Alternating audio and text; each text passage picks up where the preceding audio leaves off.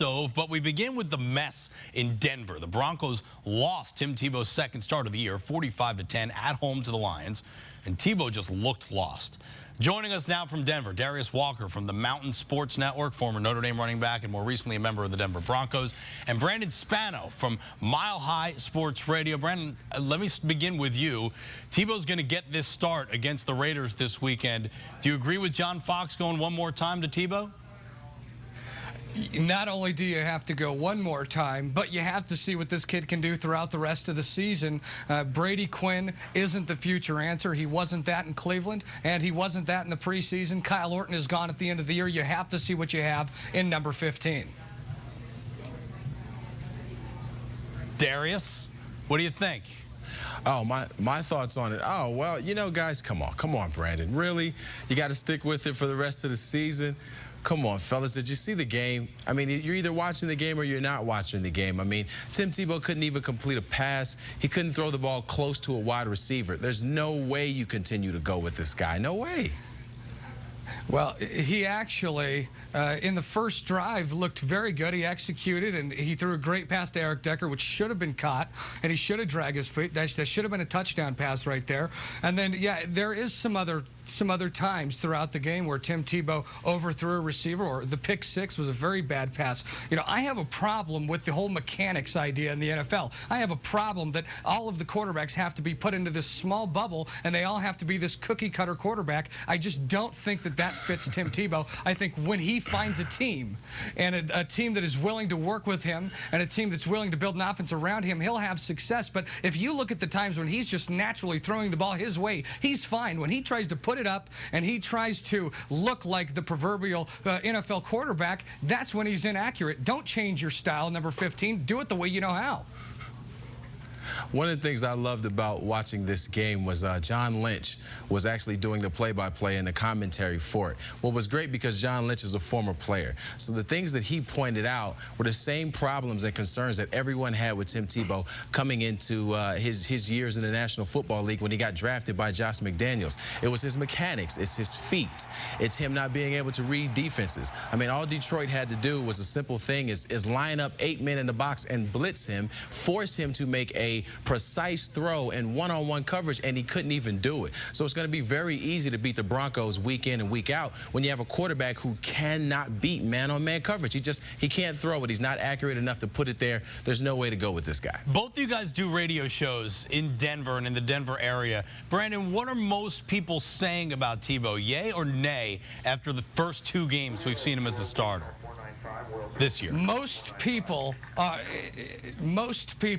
are actually, you know what, I'll say it's probably 50-50 right now. I think that there's a lot of people that are saying we have to give him a chance, and a lot of people that are saying, you know, he's no good. And as far as the callers on my show, I get more of the support callers, and that might be because I support Tim Tebow. You know, I want to touch on one thing real quick with Darius Walker. He just talked about John Lynch. You know, John Lynch also pointed out a lot of deficiencies in the play calling. Darius, you can have 8 people in the box, okay, and they can blitz, but if your only 2 routes are fly routes up the sidelines, I mean, that is not a very good play call for a quarterback that's trying to get his game down. He's been more scrutinized in 5 games than any quarterback ever in their first 5 games. What happened to the shallow out routes? What happened to the crossing routes? What happened to the screen passes? I mean, let's get this guy comfortable in there so that he can actually do things. Let's not put him in an offense where, you know, all of the routes take 5 seconds, 4 or 5 steps to develop, and then by that time, the line isn't good enough to protect him for that long.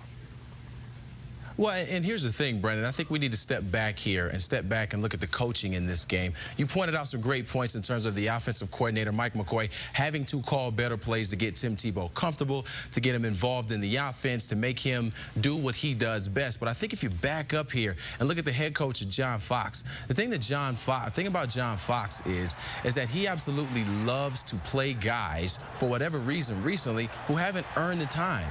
One of the things about the National Football League that you got to understand understand is the league is so prevalent about guys earning it. You got to earn it in order to be able to get onto the field. Tim Tebow was given this opportunity by default. So the fact that he's given this opportunity is the reason that people have problems with him, and why he's catching so much scrutiny is because he's been given the opportunity. If he had earned it, it would be a completely different story, Brandon.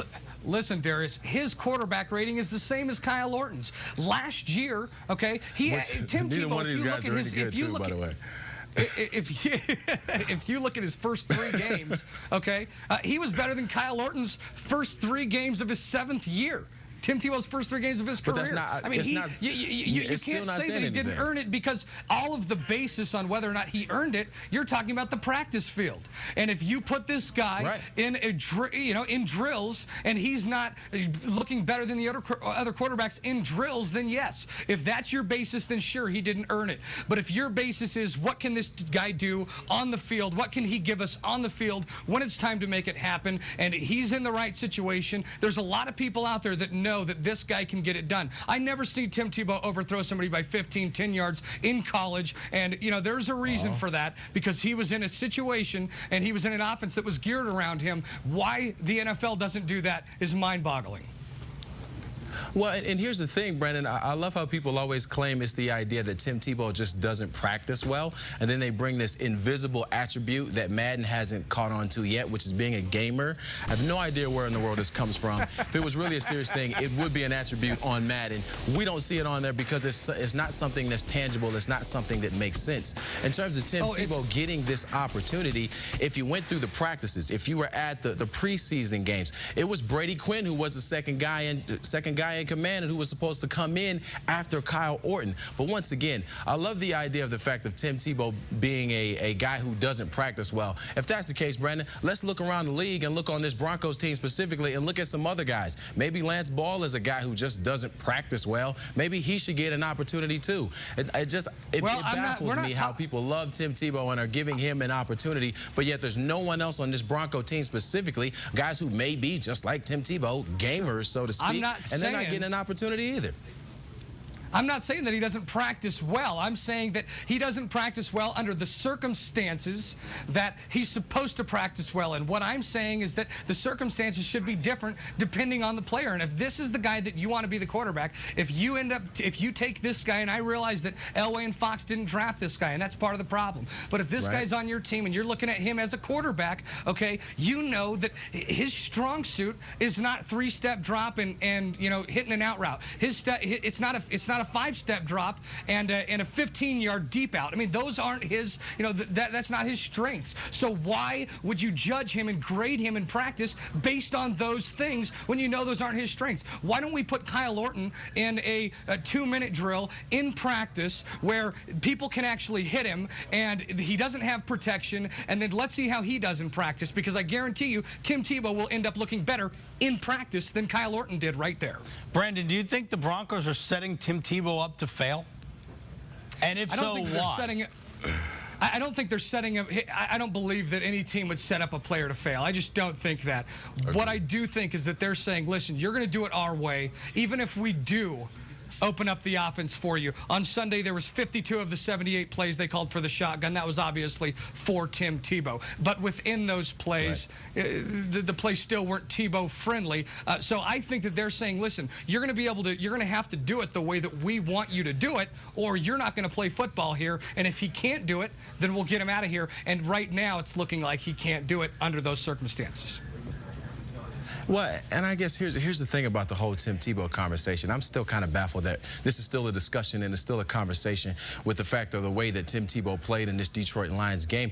But when you look at Tim Tebow versus Kyle Orton versus Brady Quinn, the one thing that we know and that people know, that scouts know, that coaches know, is what wins football games in the National Football League. That is why the team went with Kyle Orton in the first place, because he has some of the tools that are needed to win. But Kyle Orton didn't play very well in the in his season, in the beginning of the season, which is why he got benched and why Tim Tebow decided to come in and had the opportunity to come in. But since we know what makes sense and what is success, Tim Tebow doesn't have those. He just doesn't have those attributes. He doesn't have that skill set, so there's no way for him to succeed. So to me, when I'm watching Tim Tebow last week against the Lions, I'm not surprised that he can't hit an open wide receiver. I'm not surprised that the ball is flubbering, looking like a duck. I'm not surprised at that because we knew exactly what Tim Tebow was and what he could do coming into the game. Hey guys, you know we take tweets on the show, and we got one I want you guys to respond to, okay? At NBC Sports Talk is our Twitter handle.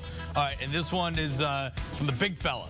I have a good one for you, and it ties everything together. How would Cam Newton or Ponder do on Denver and Tebow on Carolina or Minnesota? And I guess he's asking, is it the system then?